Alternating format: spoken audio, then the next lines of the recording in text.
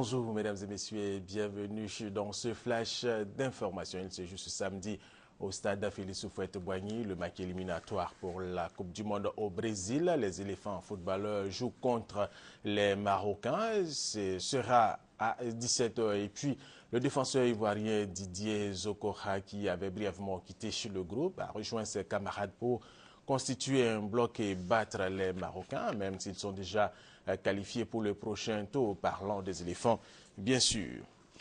Autre information sportive demain, dimanche, la Côte d'Ivoire accueille la seule athlète qui fait honneur en ce moment. Muriel Aouré arrive à l'aéroport Félix Houphouët-Boigny. Ce dimanche à 17h, elle viendra présenter ses 2 médailles d'argent obtenues lors des derniers mondiaux d'athlétisme à Moscou.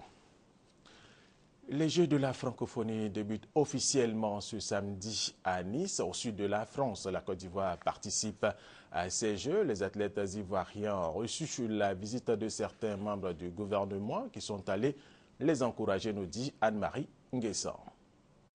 Les athlètes de 7 disciplines, basketball, athlétisme, judo, lutte, cyclisme, tennis de table et football, et les artistes qui représenteront la Côte d'Ivoire à ces 7e Jeux de la francophonie, ont reçu la visite des ministres Alain Lobognon, Alakwa Dioremi, Bandaba Maurice et Jeanne Pemot, venus les saluer et les encourager avant l'entame de la compétition.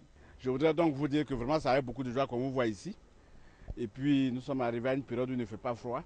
Donc nous sommes tous à l'aise et vous dire que vraiment nous vous encourageons et nous souhaitons qu'il y ait des résultats et des lauriers pour la Côte d'Ivoire. Voilà donc le message que je voudrais vous porter au nom de Monsieur le Président de la République, mais également aussi au nom de mes collègues qui sont ici avec moi. Ensuite, les échanges ont eu lieu dans une ambiance conviviale. L'équipe est entraînée par un ancien champion d'Afrique de basket. C'est M. Biagui Clément. Et comme c'est un ancien tripointeur de l'équipe nationale, et il a transmis le virus des 3 points aux jeunes filles que vous voyez. À ces Jeux, nous devons être les premiers. Vous êtes donc les défenseurs d'une Côte d'Ivoire qui se réconcilie.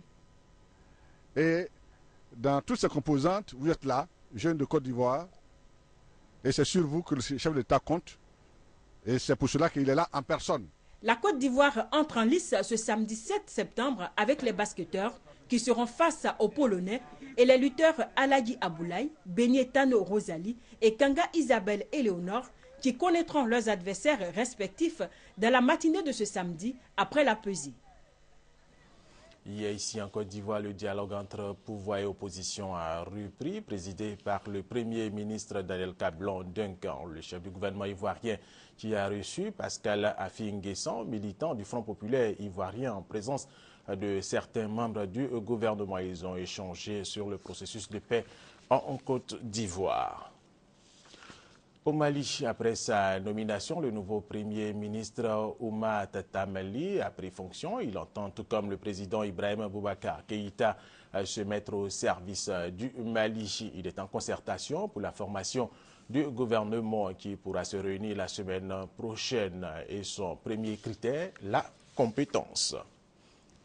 Le sommet du G20 qui a réuni les 20 pays au monde les plus puissants économiquement a pris fin hier à Saint-Pétersbourg en Russie, réunis pour débattre des questions économiques du monde. Ces pays ont été plutôt préoccupés par la résolution militaire ou politique de la crise syrienne. Américains et Russes n'ont pas changé leur position. Les Américains veulent une action militaire pour punir Bachar al-Assad pour avoir utilisé des armes chimiques contre son peuple. Pour les Russes, ce sont les opposants qui ont plutôt utilisé ces armes, d'où leur opposition à toute frappe contre le régime syrien. Et c'est la fin de ce flash d'information. Merci de l'avoir suivi. Je vous retrouve à 13h.